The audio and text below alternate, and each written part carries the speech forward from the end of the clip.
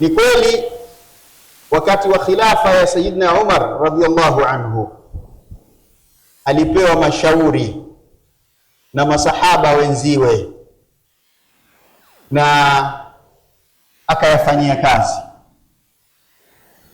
Katika mashauri aliopewa, msingi ulikuwa wakati gani tuanze kalenda yetu umma wa Kiislamu. Kama mnavyofahamu, nyuma huko wakati wa Mtume ilikuwa reference matukio. Kwa mfano, Mtume sallallahu alaihi wasallam tunasema kazaliwa amul fil, mwaka wa tembo, mwaka alioangamizwa Abraha. Sayyidina Umar radhiallahu anhu akapelekewa mashauri kadhaa, matukio yaliyotokezea makubwa, ili lichaguliwe moja ndio iasisiwe kalenda ya Kiislamu. Kipindi cha kuzaliwa kwa Mtume sallallahu alaihi wasallam mwenyewe, siku alozaliwa, wakati na mwezi alipopewa utume sallallahu alaihi wasallama. Baada mashauri mengine yalikuja hata wachukue kalenda kwa mujibu wa tarehe au kalenda ya Kiroma. Sayyidina Umar radhiallahu anhu na masahaba wenzake walikuwa ni watu wenye deep thought, wenye kufikiri kwa kina na kindani, na walikuwa kufahamu Uislamu, na walikuwa mujtahidun, walikuwa mashekhe wakubwa wakubwa, wahai umeshushwa mbele yao. Wakakubaliana wote kwamba kalenda ya Kiislamu ianze katika mwaka ambao Mtume sallallahu alaihi wasallam, katika kipindi ambacho Mtume sallallahu alaihi wasallam, katika mwezi ambao Mtume sallallahu alaihi wasallam, na hasa katika mwaka bila shaka amehama Makka kwenda Madina. Kipindi ambacho amehama Makka, mwaka ambao amehama Makka kwenda Madina Mtume sallallahu alaihi wasallam, ndio mwaka ambao kalenda ya Kiislamu ianze pale. Kalenda ya Kiislamu ikapata jina la Hijriya kutokana na ile hijra, safari ya Mtume aliyoifanya kutoka Makka kwenda Madina. Alhamdulillah, inazungumzwa kwa upana kabisa na kuna mafunzo lukuki. Kuna miujiza kadhaa ya kuthibitisha utume wa Mtume sallallahu alaihi wasallam. Kuna mafunzo kadhaa ya kuthibitisha Mtume alikuwa ni kiongozi. Mtume alikuwa ni mtu shupavu, alikuwa mufakir, thinker, mwenye kufikiri, mwanasiasa hodari kabisa. Mimi sitogusa hayo zaidi, lakini ile roho hasa ya Hijiria inavyoshikamana na hijra, yani roho ya kalenda yetu Waislamu, ambao mwezi huu wa Muharram ndio mwanzo wa mwezi wa Kiislamu, na mwaka ni mwaka unaitwa Hijiria kutokana na ule mwaka ambao Mtume amehama Makka kwenda Madina. Kwa hiyo Mtume sallam safari yake ilikuwa ni safari mashallah, ina mafunzo mengi sana. Lakini tuangalie mbali zaidi, ile roho ya hijra ambayo imezaa kalenda ya Hijiria ndio nukta muhimu sana, ambayo hii ni tarehe yetu umma wa Kiislamu, ni history. Hii sio history ya kina Mussolini wa Italy, sio history ya kina Abraham Lincoln wa Marekani, sio history ya kina Kwame Nkrumah wa Ghana, sio history ya kina Habib Bourguiba, sio history ya kina Kinjeketile. Hii ni history, ni historia ambayo ni wajibu, ni lazima kwa Uislamu tuisome, na ni sharia, ni jambo la lazima. Hizi tarehe zilizobakia hizi, ukitaka utasoma, ukitaka basi, wala hupati dhambi, wala hatusemi zisisomwe. Zinakupa mwangaza wa, kwa mfano, wa kisiasa kiasi fulani, lakini tarehe yetu tarehe ya mtume, history ya mtume ni jambo la lazima, kwa sababu mtume ni source, ni chanzo cha sharia. Watukufu wa Islamu, mtume sallallahu alaihi wasallam hakufanya hijra ya kwenda Madina kwa bahati mbaya, accidentally imetokezea tu, au mtume alikimbia udhia Maka, au mtume sallallahu alaihi wasallam kakimbia matusi yamekithiri, mateso yamekithiri, masahaba zake walikuwa wakiuawa. Mtume sallallahu alaihi wasallam hakukimbia yote hayo, wala haikutokezea by sadfa, accidentally. Mtume sallallahu alaihi wasallam safari yake ya hijra kutoka Maka kwenda Madina ni amri ya Mungu, ni amri ya Mwenyezi Mungu subhanahu wa ta'ala. Safari ya mtume sallallahu alaihi wasallam, hijra ya mtume sallallahu alaihi wasallam ni part and parcel, ni sehemu ambayo haiwezi kutenganishwa na manhaji ya mtume sallallahu alaihi wasallam. Yani inatuonyesha mtume sallallahu alaihi wasallam alitoka Maka kwenda Madina kwa lengo maalum, si kwa sababu ya udhia aliokuwa kupata, si kwa sababu ya mateso na yaliyotokezea, au alikuwa anatafuta maisha mazuri kule Madina ya kidunia tu. Hapana, ilikuwa ni amri, ilikuwa ni wahi wa Mwenyezi Mungu, na kwa hakika inachora, inaweka demarcation, inaweka mstari kabisa baina ya Waislamu kutoka katika udhalili na unyonge kwenda katika utukufu, izza na heshima na dignity. Leo umma wa Kiislamu haitaki hata elimu kubwa, haitaki hata mimi kupoteza muda, kama nitakuwa ni sahihi kutumia neno hilo. Umma wa Kiislamu tunaishi katika hali duni. Popote pale utapotizama, ukitizama hapa kwetu, ukitizama Afrika nzima, ukitizama bara Arabu, ukitizama ulimwengu kijumla, tunaishi katika hali mbaya, hali duni. Roho za Waislamu, damu za Waislamu zimekuwa thamani basi, darahima maaduda, thamani chache kabisa. Kila mtu mwenye silaha yake, majaribio ni kwa Waislamu. Waislamu tuko nyuma, vijana hawana elimu, vijana hawana kazi, umaskini umetutopea, vita vya wenyewe kwa wenyewe. Hadith wala haraj, you just mention it, eleza utakavyo. Hii umma wa Kiislamu ulikuwa namna hii, uko namna hii. Mtume sallallahu alaihi wasallam hali yake na masahaba zake, jamii ya Waislamu Maka ilikuwa katika hali hii, au tuseme zaidi ya hii. Wewe shida gani ambayo Mtume sallallahu alaihi wasallam hakuipata na masahaba zake?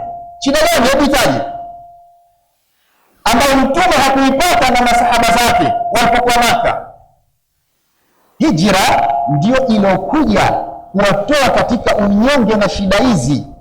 Mtume akaenda akaasisi dola ya Kiislamu Madina, ndio iliyonyanyua sharafu ya umma wa Mtume sallallahu alaihi wasallam, ndio iliyowatoa umma wa Mtume kutoka katika umaskini na unyonge, kutoka katika dhulma, kutoka katika mauaji. Ndio dola ya Kiislamu iliyotekeleza sharia ya Mwenyezi Mungu subhanahu wa ta'ala kivitendo, jambo ambalo ni wajibu lazima Waislamu.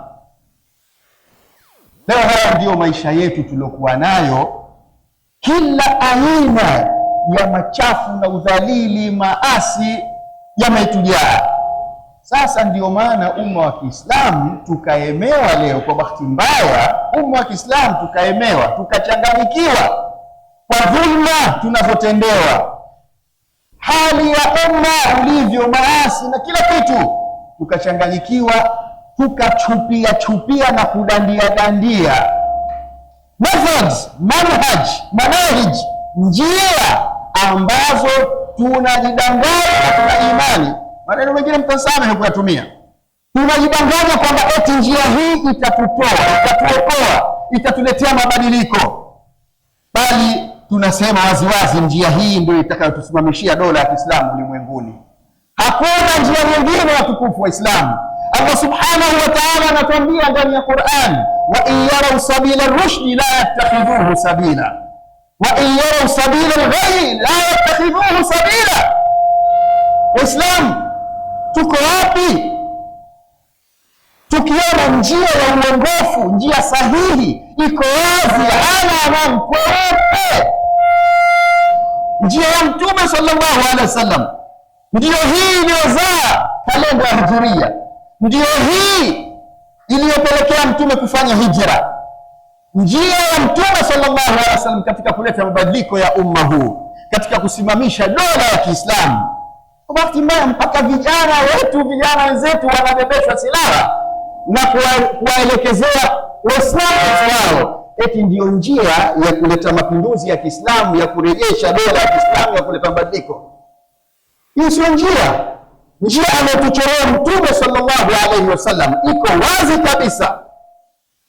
And we call upon our beloved politicians, we call upon beloved shuyukh, we call upon beloved intellectuals.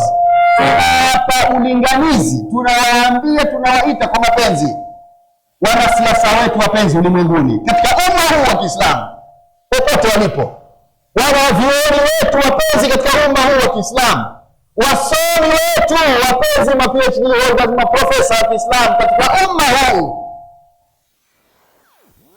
hawajaiona njia ya Mtume sallallahu alaihi wasallam, hamjaiona manhaji ya Mtume sallallahu alaihi wasallam. Uko hapo noble umma, tunakuiteni nyinyi umma mtukufu, enyi watu wa kawaida Waislamu. Kwa nini mwaruhusu wasomi wetu, mashekhe zetu wapenzi, wanasiasa wakawa mtudanganya tu usiku na mchana? Sijui hii ndio fursa, sijui hii ndio njia. Mimi na wewe tunajua zaidi kuliko Mtume sallallahu alaihi wasallam, na Mwenyezi Mungu subhanahu wa ta'ala anatuletea ayat, nusus, text sarihatan, zilizowazi kabisa. Mwenyezi Mungu anatuambia, laqad kana lakum fi rasulillahi uswatun hasana liman kana yarju Allah wal yawmal akhir wa dhakara Allah kathira. Ni jambo la lazima kumwiga Mtume katika kila letu, katika kila kitendo chetu. Ilikuwa jambo zito kama hili limetuteza umma wa Kiislamu kutaka mabadiliko, kutaka Uislamu wetu, kutaka sheria yetu ulimwenguni, kutaka dola ya Kiislamu. Hiyo Uislamu imeacha kuholela. Angalia katika mafunzo yanayopatikana katika hijra na katika hijiria, haliacha kabisa. Mwenyezi Mungu anasema lazima tumuigize Mtume sallallahu alaihi wasallam. Mwenyewe anatuambia, la yu'minu ahadukum hatta yakuna hawahu tabaan lima jitu bihi, haamini mmoja wenu mpaka awe hawa zake, fikra zake, vitendo vyake, vionjo vyake, taste, values, intellect, kila kitu, akili yake afate niliyokuja nayo. Kwani Mtume hajapewa hizi fursa hizi ambazo leo ajabu wanasiasa wetu vipenzi wanasema mpaka wanavyuoni wanazikoroga na kuzipindisha nusus za kisheria, aya, hadithi, ni sawa hivi, ni sawa hivi. For example, njia inayozungumza njia ya democracy, yani kushiriki katika siasa hizi za kizungu walizotuletea wazungu. Kwani zilikuwa hizi katika umma huu? Sio watuletea wazungu. Baada ya kuiangusha ile dola ya Kiislamu 1924 katika makao makuu yake Istanbul, Turkia, basi wakatuletea upumbavu wao huu. Sharia ya Uislamu ikaondoshwa taratibu mpaka kila kitu kikaondoka. Wakaanza kutuletea siasa yao. Walianza kufanya mapinduzi ni Wafaransa, Ulaya. Wakaikitisha vizuri siasa ya demokrasi na ubepari. Siasa ya demokrasia ndio nidhamu, system ya utawala, mfumo mzima, yani utaratibu mzima wa maisha unaitwa capitalism, ubepari. Pamoja katika nidhamu yake, system ya maisha, utawala, yani demokrasi, ndio hii ni kubwa sana liloturubuni umma wa Kiislamu leo na linalotudhalilisha umma wa Kiislamu. subhana malik an-nas. Leo wanasema ni sawa fursa hii jambo limezoeleka. Iko wapi nasi ya Qur'ani, iko wapi nasi ya hadithi iliyokuwa sariha kabisa iliyohalalisha jambo hili?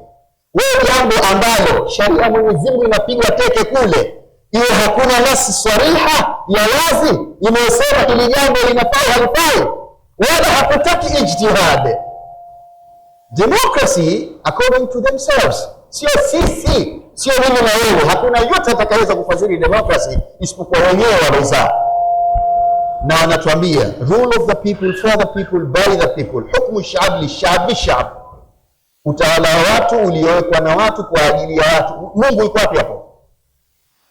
Yani watu binadamu ndio watakaokaa wazae fikra, tuishi vipi, tuende vipi, tuweke utaratibu gani, nidhamu gani ya maisha. Mungu sharia yake piga teke.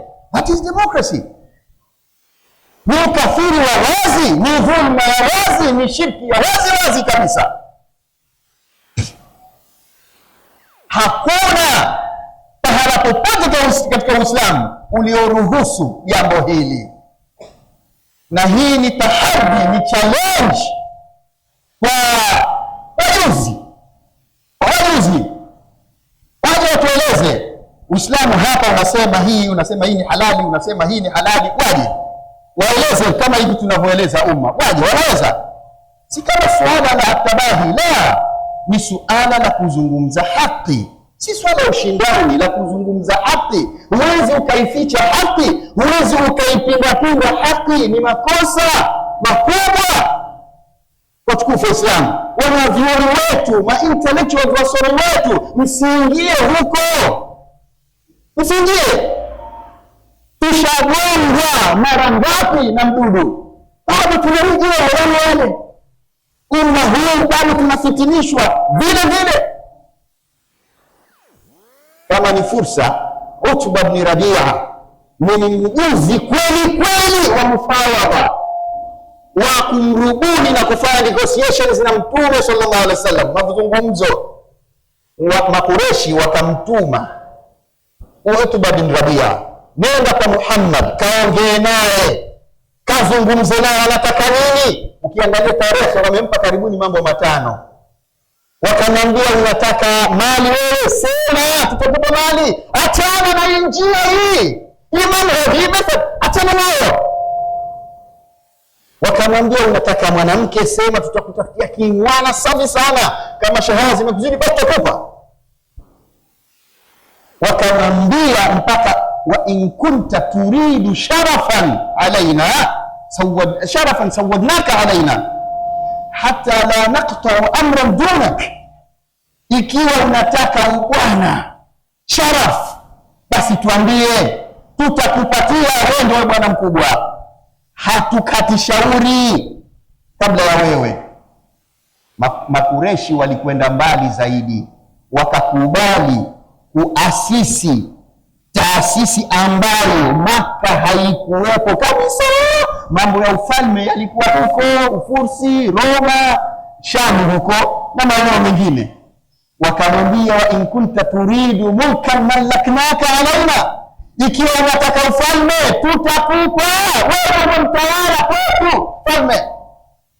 Sasa kama mtume anakwenda kwa mujibu wa hawa zake, mtume kama anatenda kwa mujibu wa fikra zake tu, yeye kama ni Muhammad, that was the opportunity.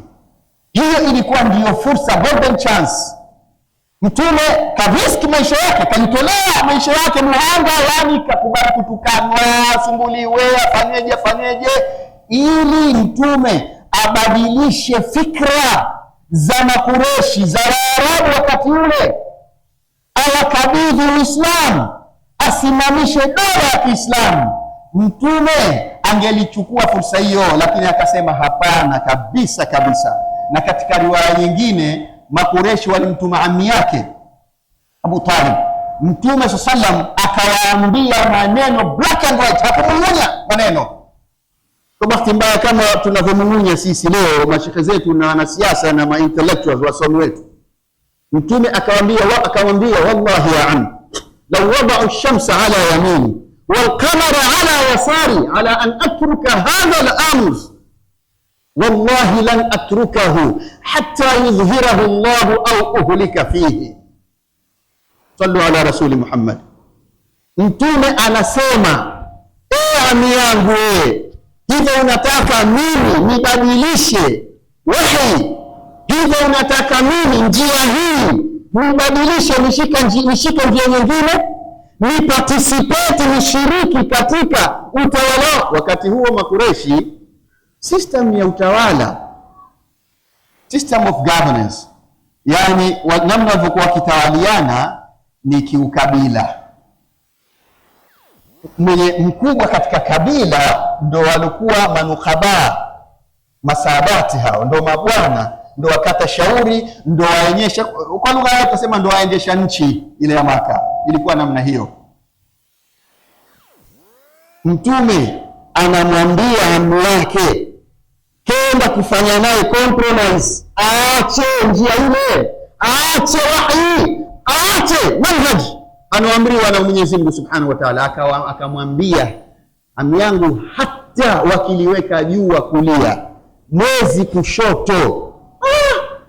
Hiyo inaonyesha seriousness ya Mtume sallallahu alaihi wasallam.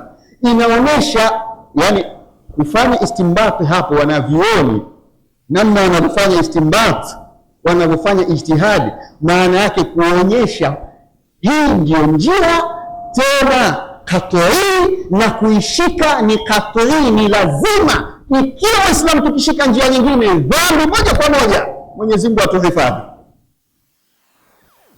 Anafika kueleza hivyo, wakiweka jua kulia na mwezi kushoto, ili niache jambo hili, niache njia hii. Mtume anasema, wallahi na apa kwa Mwenyezi Mungu, lan atrukahu, I will never leave it, I will never go astray against it. Katu abadani sitoacha njia hii, hata yudhhirahu Allah, mpaka jambo hili, Uislamu huu, Mungu aupe ushindi. Ya Allah, tunakuomba waja wako wafunue vichwa. Bila shaka si kama hawapo, wapo maduati walioshika njia hii, wapo wanasiasa baadhi yao ulimwenguni walioshika njia hii, wapo wanavyuoni walioshika njia hii. Lakini kila wakiwa wengi, alhamdulillah, dawa ya Uislamu inakwenda kwa haraka zaidi na itawaenea umma wa Kiislamu. Public opinion wala itajengwa, na hatimaye Mwenyezi Mungu atatupa nusra. Tutasimamisha Uislamu, tutasimamisha sharia yake katika ulimwengu, tutasimamisha dola ya Kiislamu katika ulimwengu huu. Idhlali hii itaondoka. Mtume anasema, mpaka Mwenyezi Mungu anipe ushindi au uhulika fihi, or let me be perished in it. Wacha mimi niteketee, niangamie, hata nikifa potelea kwa mbali, lakini siwezi kukengeuka katika njia hii. How comes leo unakuja mimi na wewe unasema, hali ndio ilivyo hivi, ndio fursa hii, sijui nchi zote ulimwenguni ndio Waislamu. Waislamu hatuendi hivyo jamani. Waislamu tunakwenda sisi, kitendo chetu tunakwenda kwa wahi. Kitendo chetu chochote sisi lazima kishikamane na hukumu ya Uislamu na sharia ya Uislamu, amri ya Mwenyezi Mungu Subhanahu wa Ta'ala, amri ya Mtume sallallahu alayhi wasallam. أقول قولي هذا وأستغفر الله لي ولكم فاستغفروه فيا فوز المستغفرين ويا نجاة التائبين.